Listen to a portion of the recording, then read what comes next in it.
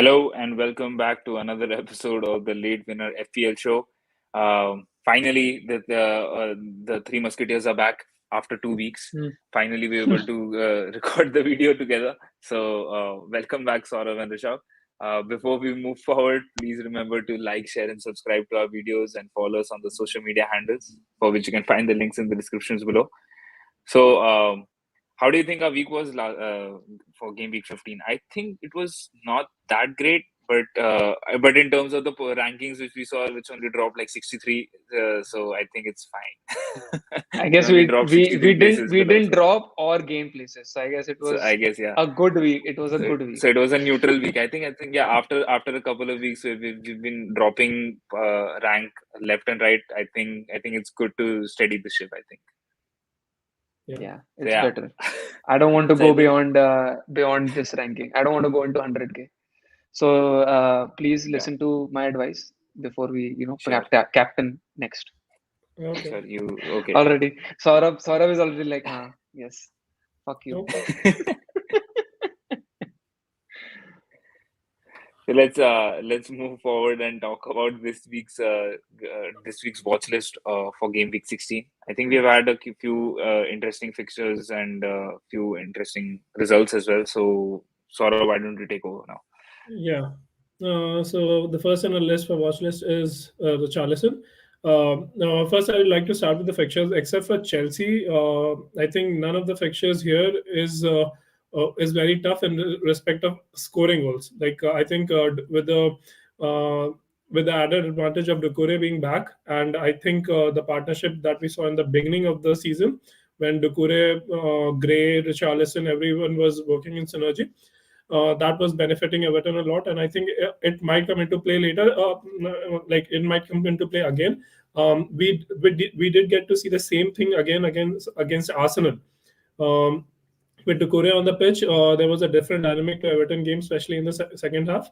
And with Chelsea has also been conceding goal, but again, one goal is okay. But apart from that, 4 fixtures that are there, these are the teams which can any opponent can easily score against. I think at this point, so that definitely gives a huge opportunity for the likes of Richarlison or Doucouré or Gray to bank upon. Talking about Richarlison, the price just stands at 7.4. Ownership 4.1% at this point. We have all been seeing in the forwards list. There is no particular nail down player that you'll have in your team. Neither Vardy has been doing a little bit, but apart from that, like Kane or anybody else has not been like up to the mark of Aubameyang or Lacazette. So ownership for him stands at less than 5%, and this is definitely a good pick. It can be a differential also in the coming game week or game weeks. Goals, just one goal at this point. He has had a lot many ruled offside, as he said, saw in the previous game. But yeah, just one goal attempts stands at a mere 5, which is less. But XG is decent for the price, not very good, not very bad. 0.47. Last 5 matches point is 16, which I think is pretty impressive. Penalty area touches, I think the fixtures that Everton had in the previous couple of games was a little bit difficult, and they were not working. Like the team was not working well as well. I think now we can see some things from Everton. After the game against Arsenal, they were really impressive, and the fixture list definitely is very easy. We can see some goals from Richarlison. I hope so. I mean, I don't fully agree with that, just because Crystal Palace, we all know, like, defend pretty deep. They have like very organized defense. I don't know, like if Everton have the players to actually exploit that. In the previous 2-3 games, again, Crystal Palace has also been not doing good defensively. 3 games, I think. Yes. They are losing, but they're losing in the last minute. The score, they're basically conceding in the last minutes. Even against United, I think they conceded in 77 minute. I think the Brighton, I don't remember, Brighton Crystal Palace, I think that was it, or Leeds. Yeah. I don't remember. So the thing is, they have not been able to keep clean sheets in past 3 or 4 games, if I'm correct. So that's what I'm saying. It doesn't matter when you're scoring or when you're conceding. You're conceding ultimately, right? No, you're conceding. I'm not very impressed with 𝗕𝗏𝗃𝗧𝗓. I mean, I'm not very impressed with him. I think it I will. wouldn't recommend him. No, I would recommend just because of one fact, because 𝗕𝗏𝗃𝗧𝗓 is back. So I think that partnership can again come to fruition for not. That's why I mentioned just not for 𝗕𝗏𝗃𝗧𝗓. It can come into fruition for 𝗕𝗏𝗃𝗧𝗓, or when 𝗕𝗏𝗃𝗧𝗓 comes into the team, or 𝗕𝗏𝗃𝗧𝗓 himself. 𝗕𝗏𝗃𝗧𝗓 is also. I heard that 𝗕𝗏𝗃𝗧𝗓 is very close to coming back into the team. Yeah, I don't know when, but he's very close. They're not risking him. He could have played the previous game also, but they're not risking him. They're just taking precautions. So, 𝗕𝗏𝗃𝗧𝗓, since he's a forward, and just to keep as a watch list also at this point. That's why we have not included him particularly in the differential. He's in the watch list for us. So just keep an eye on him. If he gives a good performance against the teams in the next 2 or 3 games, definitely you can add, because the fixtures list after that is not very difficult again. Yeah. Sounds good. Yeah. So next we have Mason Mount. I think the last couple of matches for him have been pretty spectacular. I think it's he's proving once again to Tuchel that he needs to be in the starting 11, even though he's fallen down the pecking order for in terms of the starting 11. I think he's making a couple of very strong cases in the last 2 games. I think the goal against West Ham was pretty spectacular, I must say. I think it's one of the best goals I've seen from Mason Mount this season, obviously. And I think in his Chelsea career also, I would say this was a pretty special goal, I would say. Also, looking at the fixtures for Chelsea, I think Leeds definitely looks like a could be a goal scoring fixture. But Leeds in the last couple of games, I think, were looking a little bit defensively better compared to the previous matches which they played. So, and the only thing which worries me right now for Chelsea is if we keep playing Lukaku or Werner. I know a lot of Chelsea fans might be astonished me saying this thing, but I think Chelsea plays much better with a false 9, which I think even 𝗕𝗏𝗃𝗧𝗓 agrees.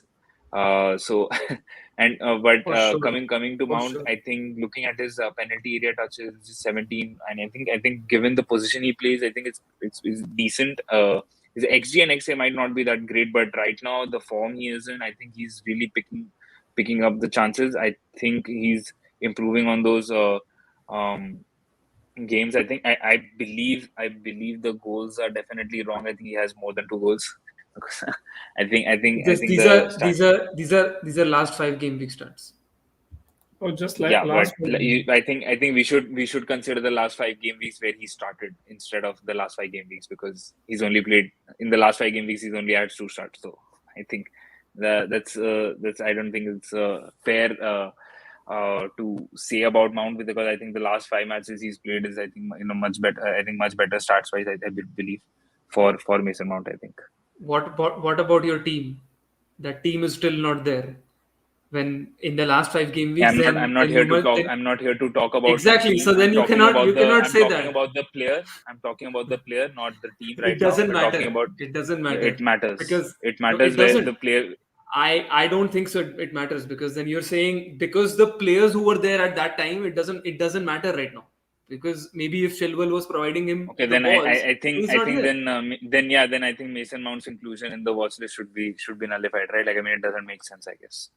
Right? he was your name, he was your pick, so yeah. Yeah, I think I should publish your list as well in that case. I guess, yeah, you're getting famous now. People are calling you out. Yeah, so go ahead. But yeah, I think, but like I mentioned, I think he is performing pretty decently. I think, I think, like I mentioned, the fixtures which are there coming up, I think Mason Mount definitely has some great chances. Let's see if he's in the starting 11 for the game against in the Champions League match. So we'll see if it comes out or not.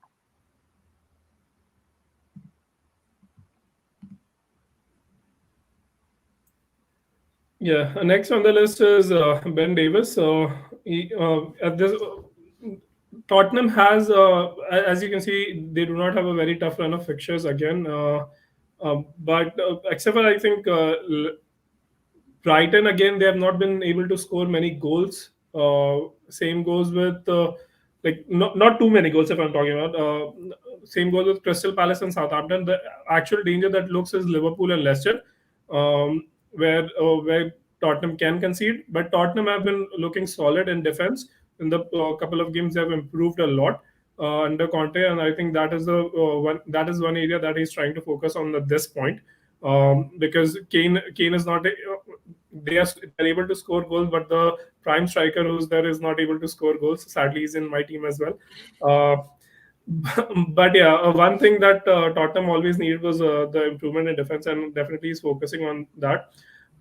Price just stands at 4.4. So if you like the likes of Shane Duffy, I think he's injured, and then Nuno Tavares, he is playing for Arsenal, but again, those who already have in his team, I think he with the inclusion of 𝗕𝗲𝗓𝗏, I think he may or may not regularly start because of the fixtures congestion in the fixture list. So Ben Davis, I think he plays. He's currently playing as a centre back, right?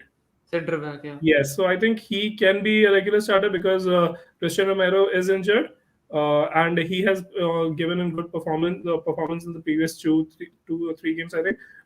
So he can be a regular starter for Tottenham. Assists, 2 assists in previous 5 game weeks, which is impressive for a defender. Goal attempts 4, again impressive for a defender. XG is close to 1. Which is really impressive, more than 𝗕𝗏𝗓𝗏 or Mason Mount at this point. So that is good. Clean sheets 3, as I said, Tottenham has been good in defense. So number of clean sheets 3 in 5 matches is very commendable. Total number of points he has placed in the last 5 matches, 29 points, and the total tally is 29 for him as well. So you can see he's definitely rewarding a mere 1% of the owners that owe him at this point. But yeah, a good player to just keep an eye on. You can definitely add for a Brighton game. You can, if you want, you can add him, or just keep him on your watch list until the Liverpool game, and then you can add him. I think just see how Tottenham does in the next couple of games. I think it should be a good play. I think even Brighton are struggling defensively, right? I think Shane Duffy is now again. Shane Duffy is suspended. Yeah, he's suspended. Brighton doesn't concede more than 1 goal, and then they're able to pull it back right at the end. So I don't know if it'll be a great match to watch or not. And anyway, right now the news circulating with the 6 COVID positive cases for Spurs. Yeah, never know if he's the one. Yeah. If he's the one or not. Yeah, we don't know. But if there are 6 players, I think I heard that maybe the fixture itself might get postponed. There's a rule. No, there's a rule that if less than 13 registered players are available, then the fixture can get postponed. Otherwise, it might go. Yeah. So I don't know, like how many players do they have in the squad, first of all. But yeah, I think Tottenham can definitely write up a script where they say that. I think of all Spurs fans, I can say for sure that they must be hoping that Kane is one of the positive cases also, because they won't want anyone else to miss out. But because he's basically not doing anything positive for them on the pitch. So might as well get positive news somewhere. Right? That's a very dark joke, and but I don't think that's the right thing to say. But. Okay. Sorry about that, Harry Kane. We have a question from 𝗕𝗏𝗪𝗏. What do you guys think of forwards? King, Vardy, Leicester should win Newcastle against Newcastle next game. I mean, with the fixture congestion for Leicester, I don't think Vardy is a great pick right now, and I think he's not having a great outing in front of the goal either at this stage. If you want, and they're both actually the comparison for both is completely different at this stage, because they're both like at the opposite ends of the spectrum in terms of pricing right now. I mean, if you're wanting to boost up your mid, King is definitely a great option.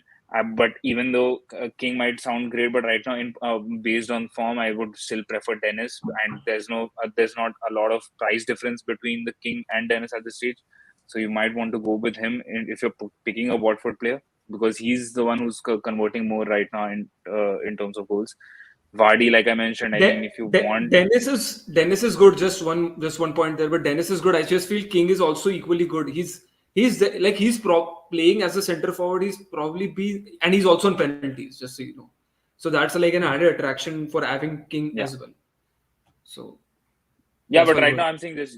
I'm saying the based on form, I think Dennis is a more attractive option right now, not King. And I think, like I mentioned, I mean, if you're looking for a player who is not, I think if you're looking for a premium striker, I guess 𝗲𝗧 could be one of those. But right now, Leicester is not having a great outing. I think it's the midfielders who are performing much better. I mean, it's Harvey Barnes and Maddison who are running Leicester in terms of goal scoring opportunities as well. Like 𝗲𝗧 is not playing that many games. I think in the next 3 games when they play, I mean, on Sunday and then the game week 16, 17 and 18, which is going to be in the next week itself, I don't think 𝗲𝗧 will be starting all the matches because of his age. He won't be starting. So I don't think 𝗲𝗧 is becoming a very attractive option at this stage.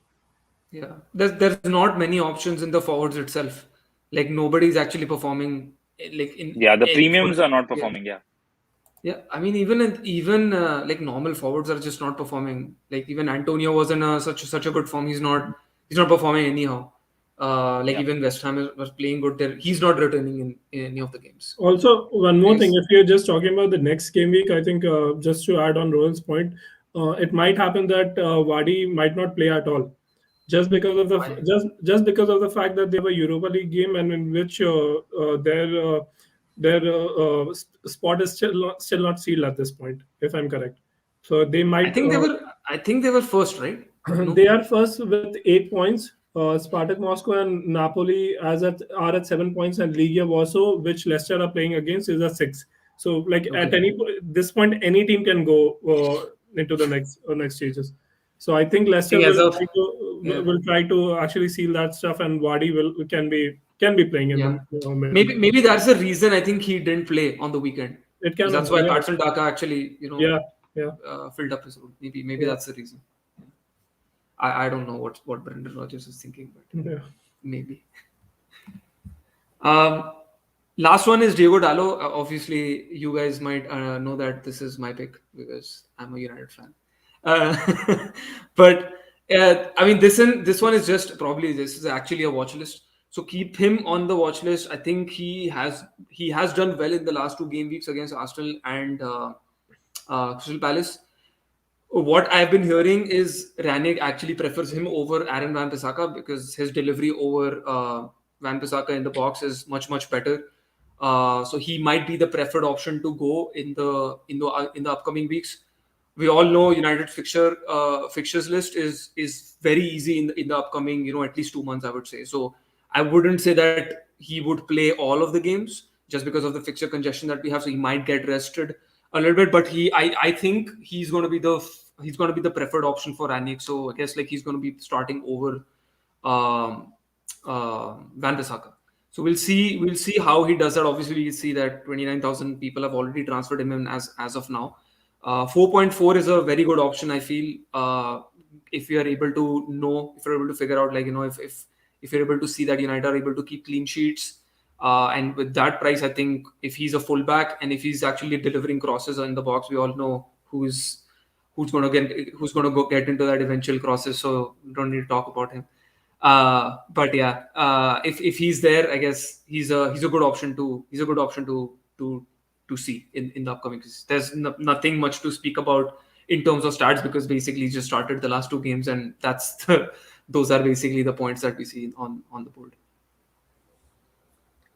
So I mean, there you have it, guys. I think in terms of watch list, if you have any other suggestions, do let us know. If you have any questions or comments, do let us know in the comment section below.